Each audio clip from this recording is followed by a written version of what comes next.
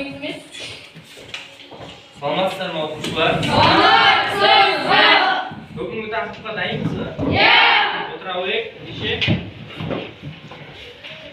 Бізде бірінші ой қозғау. Бізде суретте не көріп тұрмыз? Бірінші суретте. Кім айтады? Күнжу, айта ғой. Бірінші суретте соғысқа енген барлық адамдар соғысқа жаппай қатысып және де соғыста қырылды. Жақсы, отыра ғой. Екіншісі суретте не бейнеленген? Жақсы, Аскен. Екінші суретте соғыстан кейінгі яғни мәселелер. Олар адамның өлімі түрлі жерлердің қырылып сол жерлерге неге шықпай қалуы. Жақсы. Қарты өстен болды. Енді бізде жаңа бөлім бірінші дүниежүзілік соғыс. Сабақ тақырыбы бізде бірінші дүниежүзілік соғыстың себептері, не себеп болды. Осыған енді келесі оқу мақсаттарына келетін болсақ, бірінші дүниежүзілік соғыстың алғы шарттары мен себептері, түсіндіңіздер ғой, яғни алғы шарттары қалай болды. Келесі бірінші дүниежүзілік соғыстың басталуы бізде. 23 маусымда Сараево деген қалада, яғни Австро-Венгрия тағының мұрагері принц Франц Фердинандтың өлтірілді. Сол арқылы Венада қатты абыржушылық байқалды, яғни дүрбелеңген кезең. Шілде айында Австро-Венгрия Сербияға қарсы үзілді-кесілді талап қойды.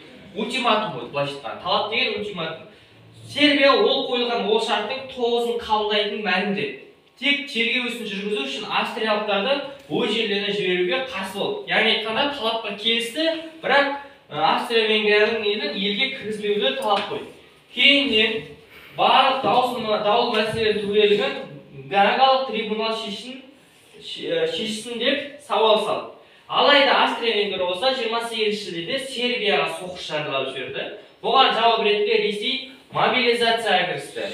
Яғни айтқанда әскери күш жинақтады. Германия 1914 жылдың 1 тамызда Ресейге, тамызда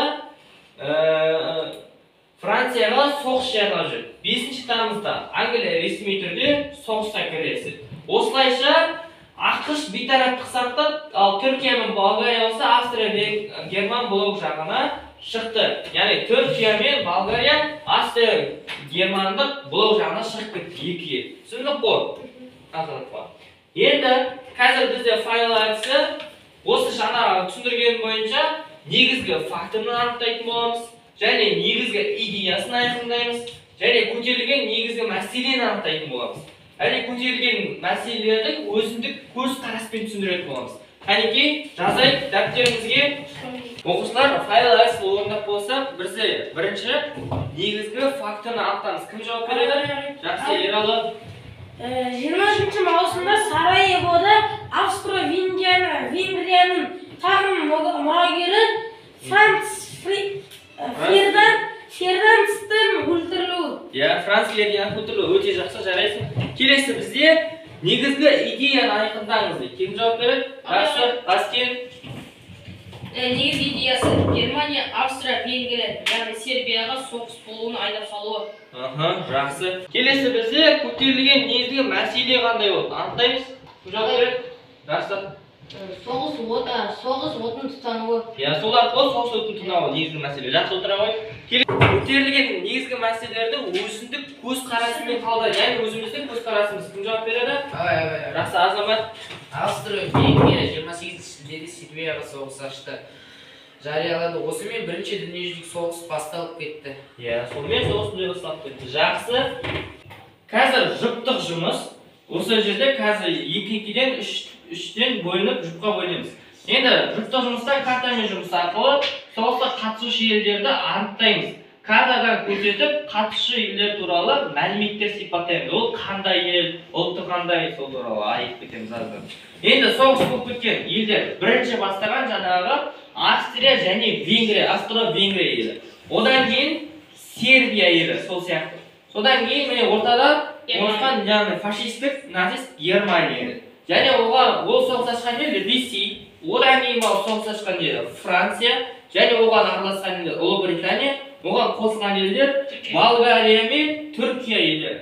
Қазір жұп бойынша сол елдерді картадан іздейтін боламыз. Карта тұр, міне, картаға шығарам қазір, ема? Жақсы. Оқушылар, қазір жұптық жұмыс бойынша картадан qarab olgan bo'lsak, hozir Birinchi Dunyo so'g'isida bostirgan mamlakatlarda ko'rsatamiz. Birinchi G'askin, Erali birinchi chiqib kelaverganda so'g'is qalay boshlandi. Tak, ko'rsatesizlar. Birinchi dunyolik so'g'is Avstriya bilan Vengriya orasida boshlandi. Avstro-Vengriya, ya'ni Serbiya. Serbiya qalay qaraysiz? Serbiya ikkovi so'g'is ochdi. Serbiyaga qarshi so'g'is ochdi. Ya, Serbiyaga so'g'is, Avstriyaga so'g'is. Vengriya bilan Avstriya. Aha, jaraysizlar, o'tiravoy. Tak, kelesi jup bizni To'lqin bilan Ayan kelaverganlar.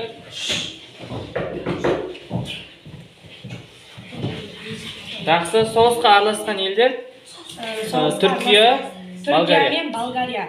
Ular so'g'isga qo'shilgan bo'ladi. Aha, yaxshi. O'tiravoylar.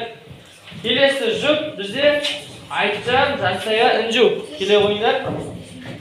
Ya'ni so'g'isga aralashgan ellar fashistlik, ya'ni Germaniya, So'g'isga aralashgan Fransiya, Germaniya, Fransiya, Rossiya. ya so'g'isashgan el Rossiyaga. Yaxshi, o'tiravoylar. Kelesi. So'g'isga betaraf tiqsaqtagan elmi, qo'shilgan el. So'g'isga qo'shilgan el Italiya. Italiyani topib beray kartada. Italiya. Aha. Al betaraf tiqsaqtagan Avstraliya, AQSh bilan Yaponiya. yaxshi o'tiravoylar. O'quvchilar, hozir bizda jeki ishimiz, kestema жұмыс жасайтын bo'lamiz. Oga birinchi ishchi bo'lib men Antantani quramida ellarda atab ko'rsatamiz. Endi skriptordan aytadigan bo'lsak, ishchi bo'lib quramidagi ellarda aniqlaydigan bo'lamiz. Ikkinchi, Antantani quramida ellarda aniqlaymiz. Birinchi so'g'isdan chiquvina ishchi bo'lib men Antantani qanday ehtiyoj yurgizsa, shuni sifatlaydigan bo'lamiz. Barchamiz daftarga yozamiz, daftarga yozaylik.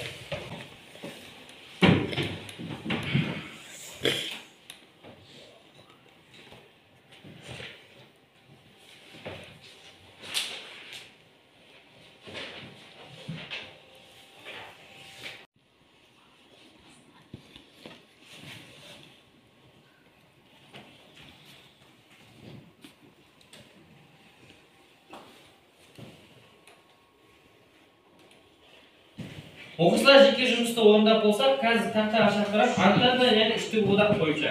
Kim o'rindab bo'ldi?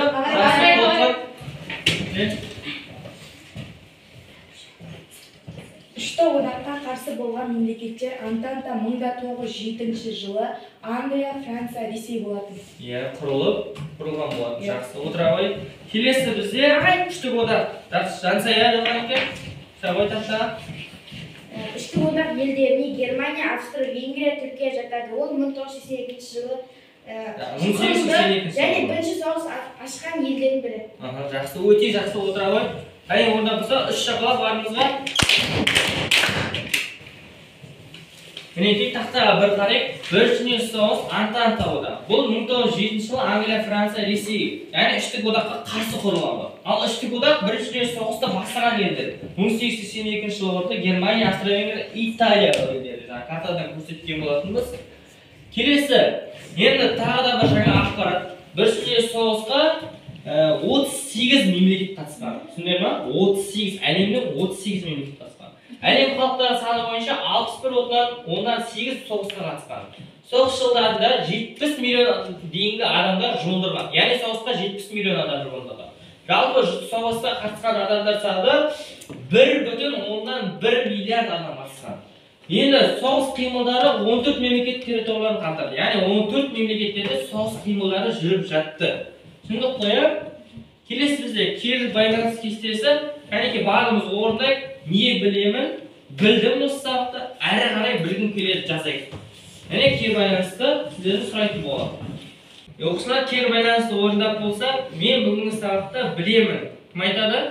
Yaxshi, asker. Men bugungi sababda alin ellarni bilaman, ya'ni so'ng ishinde Angliya, Rossiya, Vengriya, tag'da boshqa ellar. Aha, ya'ni alin ellarni bilgan. Kelesi, bugungi sababda neni bildim. Yaxshi, Unju.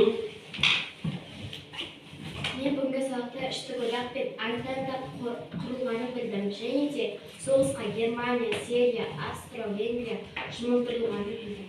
Yaxshi, o'z so'zlarimni bildim. Yaxshi, Rossiya, ta'limni bildim. Men bunga sababda Germaniya mamlakatini ochishni bildim. Yaxshi, o'tiravoy. әрі қарай не білгіміз келеді? Жақсы, Ералы. Алдағы уақытта сол соғыстың әрі қарай не болғанын білгім келеді. Жақсы. Әрі қарай соғысудың. Жақсы, тағы не білгің келеді? Толқын. Соғыс қимылдарында қандай қару қолданылғанын білгім келеді. Жақсы, отырайық, өте жақсы. Барлығыңызға 3 шапалақ. Енді үй тапсырмасын жазып алайық. Бізде бірінші не себепті Балқан түбегінің елдерін Еуропа жарылғыш құймасы деп атады. Соны біліп келеміз. Жарайма біріншісі. Екіншісі соғысқа болдырмау үшін. Болдырмау мүмкін бе, әлде жоқ па дегенге мысал келтіреміз өз ойымызбен. Мүмкін мысалы соғыс осылай болмағанда болмайтын не деген сияқты өзіміздің мысал келтіріп жазып алайық оқушылар. Үй тапсырмасын. Оқушылар енді үй жұмысын білсек, тапсырма түсінікті болатын болса, сабақ аяқталды. Сау болыңыз!